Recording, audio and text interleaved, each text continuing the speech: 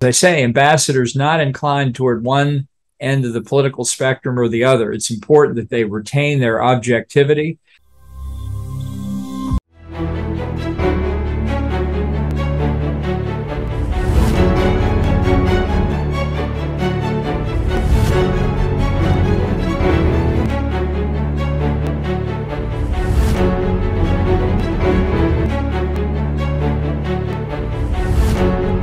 Të nderuar miq, mirëmbrëma, takojmë përsëri në Fokus. Do të kemi ndërhyrjes në ambasadorin Bolton, me ish-kryetarin e sigurisë kombëtare McMaster. Do të flas Condoleezza Rice, si dhe një pjesë me Zoom me një shqiptare amerikane, PhD, Laura Mersini, e cila ka botuar një libër kohët e fundit për kozmologjinë.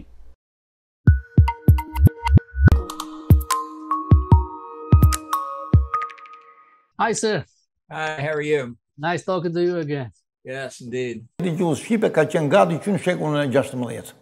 Hynë e i blindi, ja tango, edhe sot se në tango, edhe shiti thot, unë e kam pa, thot, krytin e vajkushit, e kishtë të zanë trau arit. Gjykata e apelit e Senës ka bërë analizën e aktivitetit të Avni Rustemit dhe ka rritur në këtë përfundim. Në shtetet si shqiptar, Avni Rustemi shpallet I papajshëm presje, do me thënë, jo vrasës. Such instructions going out, and I think it's harmful to the United States if its representatives are seen as being politically active.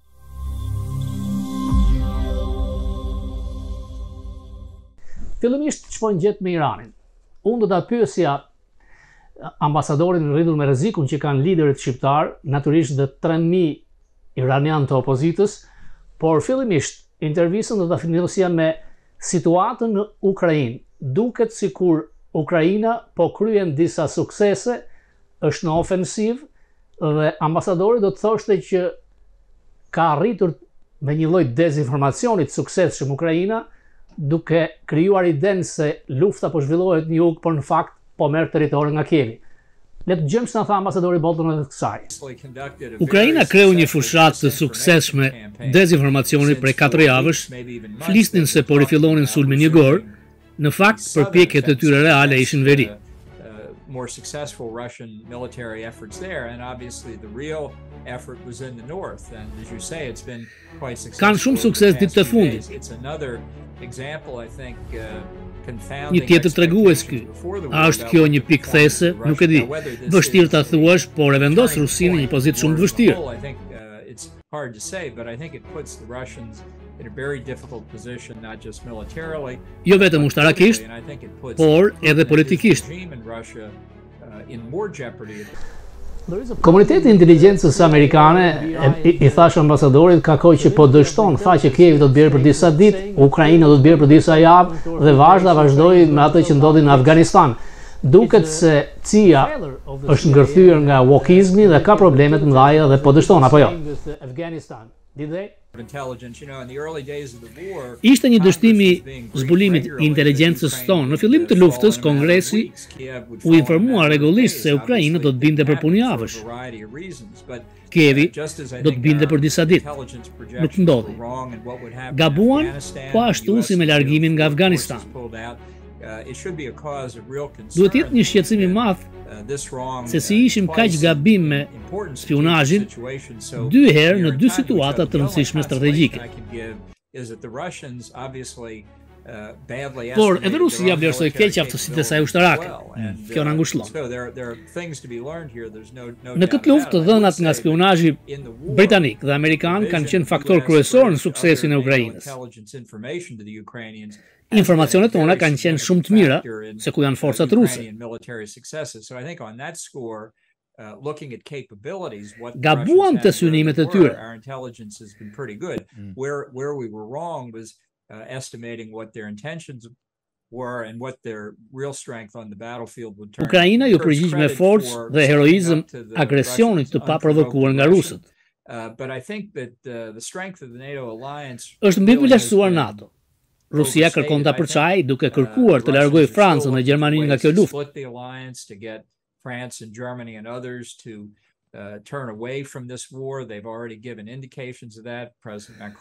Macron tha se disa territore I duhen dhënë Rusisë, por nuk mendon kështu Zelenski.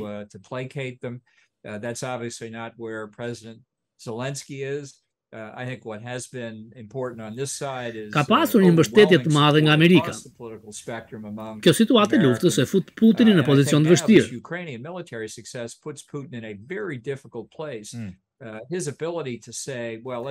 Aftësia e tij të thotë le të bëjmë paqe sot është shumë e reduktuar.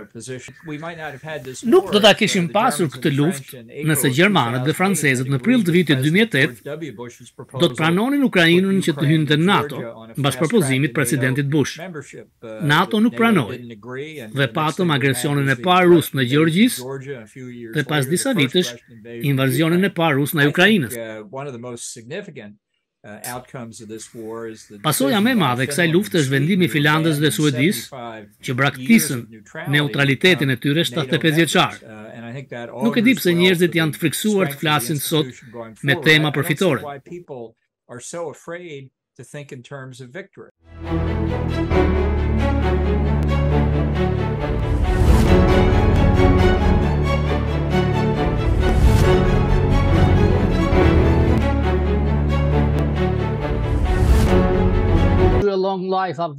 Ambasadori, urojmë jetë gjatë pas orvatjes për ky vrar, qeveria e Iranit pagoi dikë ndaj jush.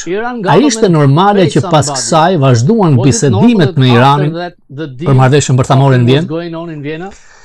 Qeveria e Iranit ka vijuar përpjekjet ndaj qytetarëve amerikanë për një kohë të gjatë në mënyra të ndryshme.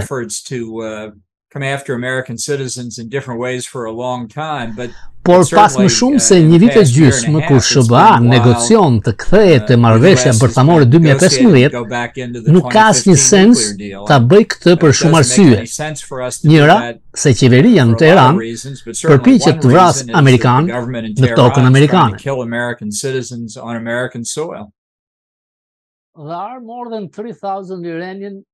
Janë më shumë se 3.000 iranianë në Shqipëri, ambasador.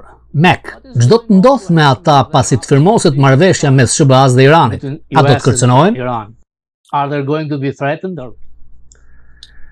Ata do të kishin konferencën e tyre vjetore jashtë Tiranës, por qeveria e Iranit kërcënoi me aktivitete terroriste, siç bëri në rastin e Parisit, dhe konferenca u anulua prej kërcënimeve dhe për sigurinë e qytetarëve shqiptar.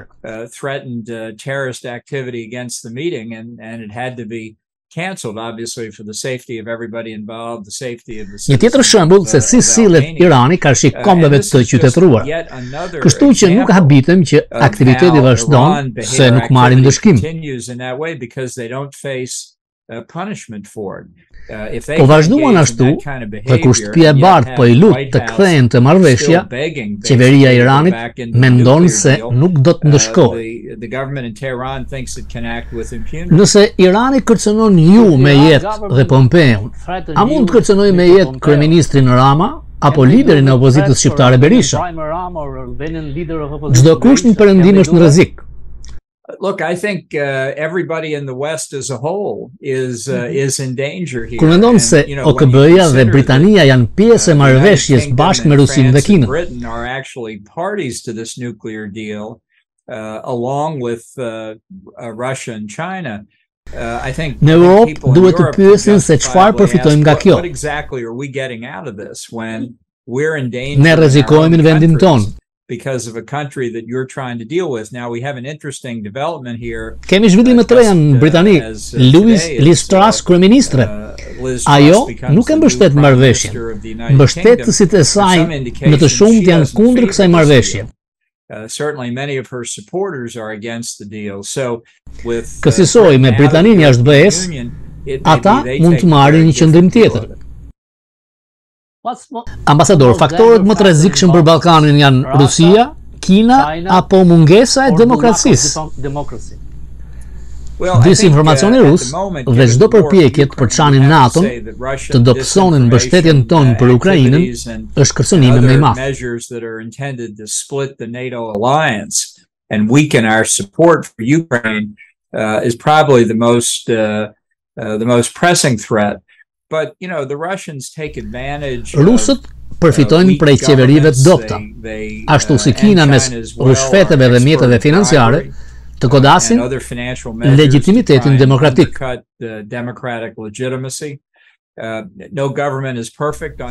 Kina dhe Rusia përpiqen të përçajnë perëndimin me mekanizma të ndryshme.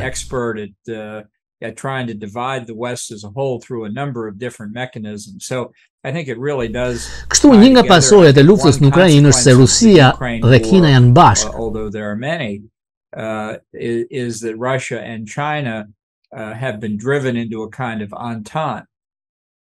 Lidhje më të forta pas luftës së dytë botërore. Tash është Kina partneri dominant.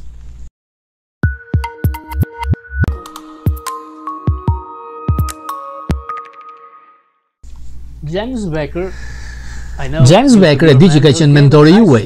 Dërgoi një mesazh shumë të mirë për 100 vjetorin e lidhjeve diplomatike mes Shqipërisë dhe SBA-s. Ajo ka përmendur ai vizitën e tij historike me ftesën e Berishës në vitin 1991?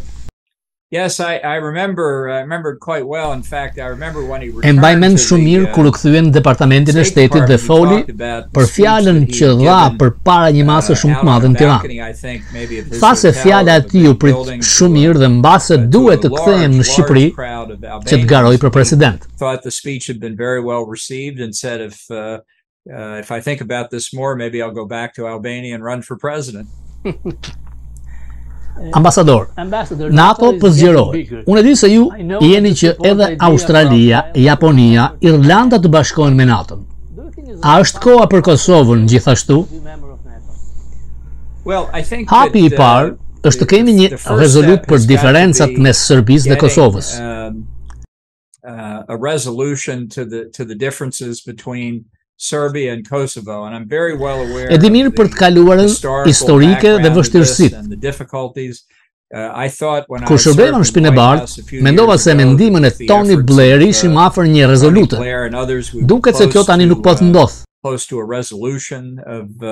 Of that issue that seems to have not taken place in the past several years. Duhet të jetë objekti çdo vendi të përmbush standardet e NATO-s në atë rajon që të bashkohet NATO-s. A country that meets NATO standards in the region to be in NATO, and I think vendimi për Finlandën dhe Suedin mbas 75 vitesh neutralitet u bashkuan provon këtë.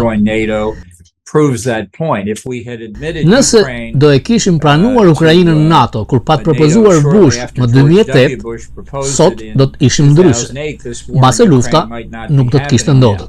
E vetmja siguri është të jesh antar i NATO-s që të mos lejojmë të na ndryhyjnë. Hopefully we don't want to give outsiders the ability to interfere, and joining NATO in conjunction with the other allies, I think is the best way to do that. Gorbachev ndroi jetë. Nuk e di a keni takuar. Perëndimi i ka shumë uha. Ai me Reaganin e ndroi botën apo jo? Takimi me Bushin në Helsinki në vitin 1991 për mua që e fillimi i fundit të luftës së totë, sepse Bashkimi Sovjetik dhe SBA dënuan pushtimin e Kuvajtit nga Saddam Hussein.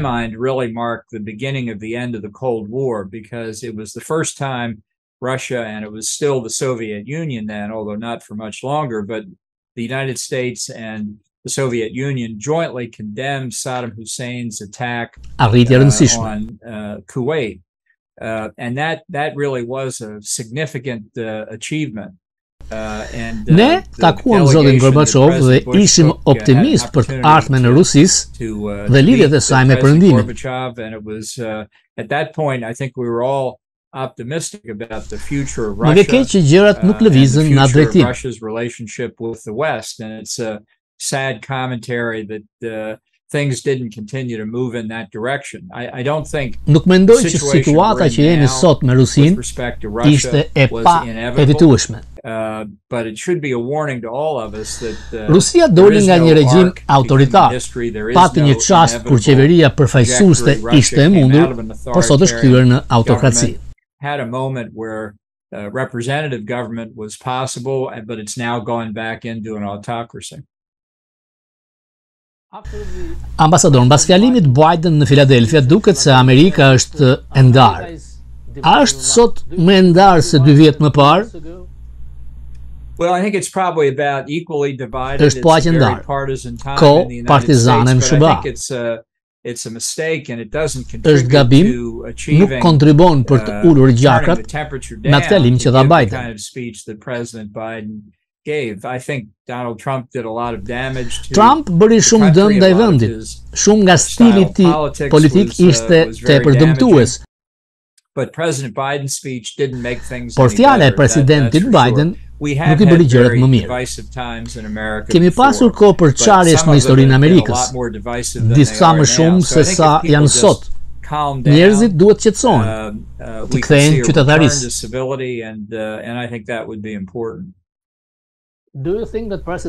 Ambasador, a mendon se Trump do të kandidojë përsëri apo është vetëm një lloj reklame dhe do të kemi dikë tjetër? Unë them se ai nuk do të garojë më 2024. Mendoj se ai e di që humbi në 2020. Nuk e thot, nuk e pranon publikisht, por e di që humbi. Ka frikë të humbas përsëri në 2024. Pasi të fitoj nominimin republikan, ai mund të humbas në zgjedhje. Dhe ai e urren që ta quajnë humës, loser. Besoj se ai do të flasë, që do të garoj, por në fund nuk do të hynë garë. Do përpiqet të jetë kingmaker të republikanët, përsa i përket kandidatëve të tjerë republikan, kemi 15-16 të cilët po konsiderojnë të garojnë për nominimin. 15 or 16 literally who are even as we speak themselves considering running for the nomination. So kemi një listë shumë të mirë. Debati për cilësitë dhe të mirën ndaj vendit do të ishte gjë e durr sot. Would be a very good thing and very helpful period to go into. I did ask you before that Fox News I kam thënë ambasadorit ka kohë që thotë që nëse Trump do të ishte president, këto gjëra nuk do të kishin ndodhur. A është e vërtet apo është diçka jo serioze nga ana e ish-presidentit amerikan? A do e ndalonte Trump luftën? Putin po mendonte për një mandat të dytë të Trump. Kishte parë se çfarë kishte thënë Trump për NATO-n, nëse Trump do të niste largimin e SBA-s nga NATO, do të bënte më të lehtë punën për Putin. Është e lehtë të thuash sot se kjo nuk do të ndodhte, unë do të kisha bërë këtë apo atë, kur ke një vit e gjysmë jashtë shtëpisë bardhë. Është një gest retorik, politik dhe jo serioz. Yes, I think he fundamentally ai nuk ndihet mirë me NATO. Mbaj mend samitin në vitin 2018, ku thuajse u tërhoq nga NATO, ishte e vështirë politikisht ta bënte. When he almost withdrew from NATO. It was politically difficult for him to do that in domestic American terms.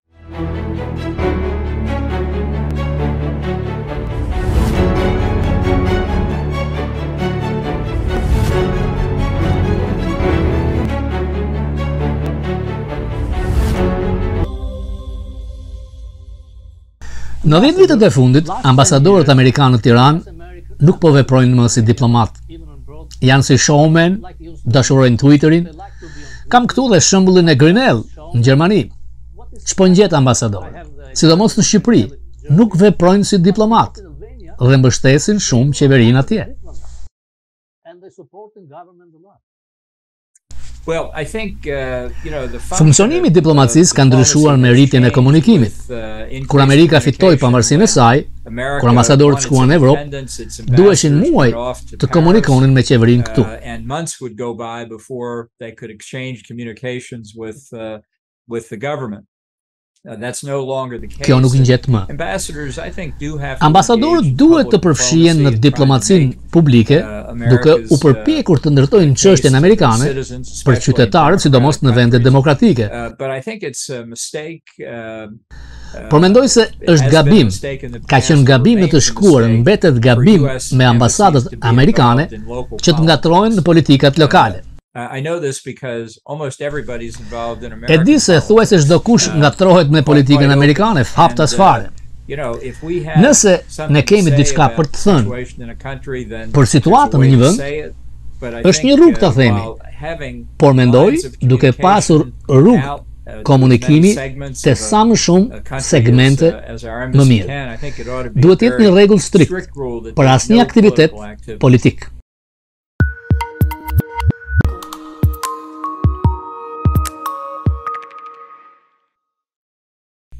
Ambasador, zakonisht ata mbështesin më shumë krahun e majt, liberalët dhe jo konservatorët dhe nacionalistët, veçanërisht në Ballkan, në Shqipëri.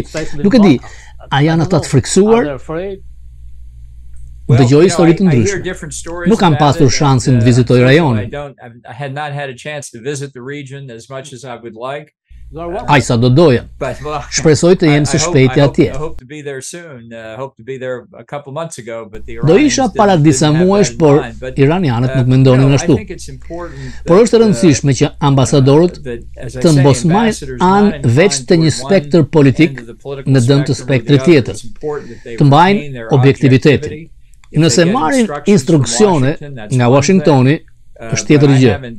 Por nuk kam parë të tilla instruksione të vinë dhe mendoj që është dëmtuese për Amerikën nëse përfaqësuesit e saj, ambasadorët, shikohen si aktiv politikisht. Natyrisht nuk mund të rria pa pyetur edhe për ato që po ngjet në Britani. Dihet që amerikanët fituan mëvetësinë pavarësinë nga anglisë, nga Britania, për të mos mbajtur një mbret.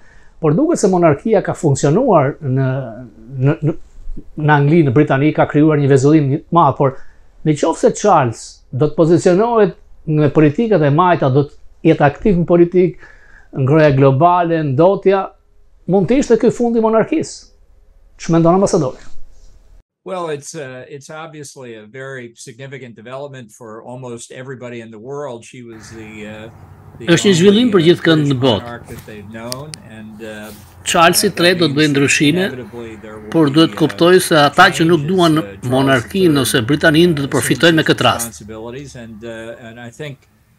It's only prudent for him to expect that those who have never liked the monarchy, those who would like to see it eliminated, those who have complaints about Britain for all kinds of other reasons, will take this opportunity to jump in. So how he handles himself in the early days, I think, is very significant, and I think so far he's done a... Se si ai do ta të kontrollojë veten ditët e para është treguese. Deri më tash ka bërë një punë të jashtëzakonshme. Vizita e parë në pallatin mbretëror pas vdekjes së mbretëreshës, fjala përpara ndaj popullit dhe në parlament dhatonin e drejtë. What the monarch's place is in Britain's constitutional system. Well, I think sidomos për rolin e monarkut në kushtetutën britanike. Mendoj se Charles do të ndjek shembullin e nënës së tij, të qëndrojë jashtë politikës. Si princi i Walesit, ai kishte shumë opinione politike, disa popullore. Ai ka një nxitje që të angazhohet politikisht. Ajo do të jetë një ide shumë e keqe afatgjatë. As king, he represents the British nation, and I think it's no coincidence that si mbret ai përfaqëson kombin britanik. Nuk është rastësi që në luftën e dytë e ema e tij, Elisabeta shërbeu në forcat e armatosura. Vetë mbreti ka shërbyer në forcat armatosura, po vëllezërit dhe djemtë e tij. And I think embodying the existential question of Britain as a nation, I think that's an important role. Mendoj që ky është një rol i rëndësishëm që ai duhet luajë. I think that's the distinction between the Queen as head of state and the Prime Minister as head of government in Britain. You know, when we ka një ndarje, mbretëresha kreu shtetit dhe kryeministri kreu qeverisë. Kur ne shkruam kushtetutën Amerik, George III ishte dhe kreu shtetit dhe i qeverisë. Ne nuk ndoqëm atë shembull. way and split the functions. But that underlines Sistemi britanik u zhvilluan rrugë tjetër. King Charles as he is now to resist the temptation, the allure. Është shumë e rëndësishme që mbreti Charles të përmbahet nga ata që e nxisin këto pozicione për mjedisin apo ndryshimin e klimës. The environment and climate change. I think that would inject the monarchy directly into politics, and I think could have a very harmful, maybe even. Kjo do e fus direkt në politikë, çka mundsoj deri në heqjen e monarkisë. The monarchy itself.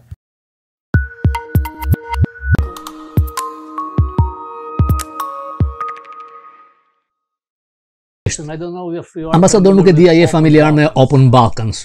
Duket se departamenti i shtetit të mbështet më shumë Serbinë se sa Kosovën. A ka nisur kjo ide në administratën tuaj apo në këtë të Bidenit?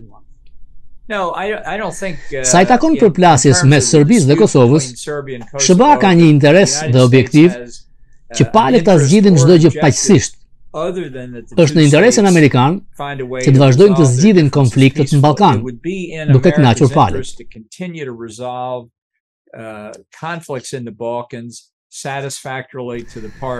Diçka që ne mund të kemi ndikim. Do isha gati të të ndihmoja nëse do të ma kërkonin ta bëja.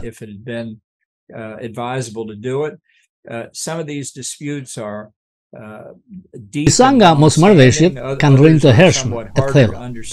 Disa janë të vështira të kuptosh. Mendoj se ishte arritje e madhe për qeverinë e Greqisë dhe Maqedonisë Veriut të arrinin marrëveshjen për emrin. Duket gjë e vogël, por unë e kuptoj që nuk është e tillë, ata bën progres. Kjo fuqizon perëndimin gjithësisht. E bën më të vështirë për kundërshtarët e perëndimit që të na përçajnë. Mendoj se Amerika dëshiron të bëjë gjithçka që mundet të ndihmojë njerëzit që të marrin vendimet e tyre. Më përmende Jim Baker. E takova kur ai dëshmoi para Kongresit për përpjekjet e tij të kishin një zgjidhje në përplasjen e Izraelit me arabët. Ai dëshmoi në Kongres që ne, SBA, nuk mund të fitojmë paqen më shumë se sa palët e përfshira. Kur njerëzit janë gati, ne jemi gati të ndihmojmë dhe ta mundsojmë, por përgjigjen e vërtet duhet ta marrin nga palët me mosmarrëveshje. Falenderoj ambasador, dhe nëse vendos të shkosh në Shqipëri, do ishte nder t'ju shoqëroj. You will be welcome there. Thank you very much. Appreciate it. Have a nice day. Okay, thank you very much. Bye-bye.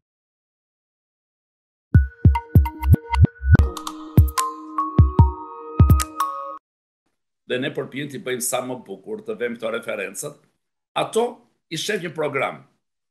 Edhe nga ana, do të thotë, kjo është shumë amorale nga ana e qeverisë të merr paret. Po e mira e kësaj gjëje është që në apelim fiton një fletë dhe tash në tetor shpresoj që për këtë djalin do kemi një përgjigje pozitive dhe ai do vi këtu. Kështu që do t'i thosha njerëzve që janë refuzuar, s'kesha t'i bësh, ndoshta duhet bërë apelimi që do të kushtoj para të tjera, por të presim mirë këtë është apelim, sikurse më thanë ata që fitohet lehtë, sepse do të thënë ata bëjnë një settlement. Okej, ka fajin programi. Mere këtu vinë me miliona njerëz. Pa diskutim. Unë mendoj, me sa kam lexuar, unë mendoj që gjithë kanë financuar. Edhe vetë Turqia ka financuar në Kongresin e Manastirit. Edhe Austro-Hungaria ka financuar. Me zotin Trump javën e kaluar. Ku takuat në Florida? Po, në Mar-a-Lago. A mendon se zoti Trump ka shanse të mira të kandidojë përsëri për partinë